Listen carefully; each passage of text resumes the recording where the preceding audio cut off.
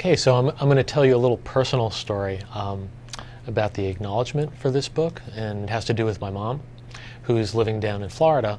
And my mom was always a very strong, powerful woman. She was the epitome of women's lib before anyone ever heard that term.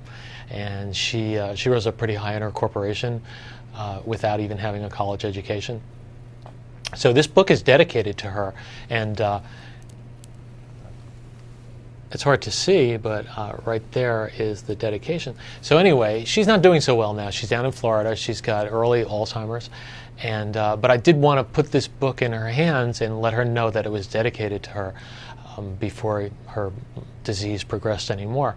So I took a trip recently down to Florida, and I was sitting down there, and she's gotten to the point where she asks the same question a lot of times. And the question she happened to be asking that day was, how is Danielle, who is my oldest daughter? And so we sit down and we started talking, and she goes, so how's Danielle? And I tell her she's fine, she's doing great. And I go, but Mom, I really want to tell you about this book that I've written, just had published. And she's not quite getting it, you know? She sort of gets it, but not really.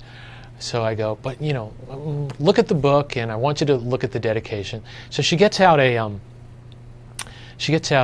magnifying glass that's the size of a dinner plate, practically, and she opens the book and she starts looking at the page, and you know, very carefully and very slowly she starts reading, "For Seal, my mother," and she takes the book, and after all this time, you know, where she's not quite getting it, she takes the book and she kind of clasps it to her heart, and she goes, "It was all worthwhile." So for that moment, at least, we had a nice moment of clarity, and she understood, and it made the trip worthwhile and made me feel really good.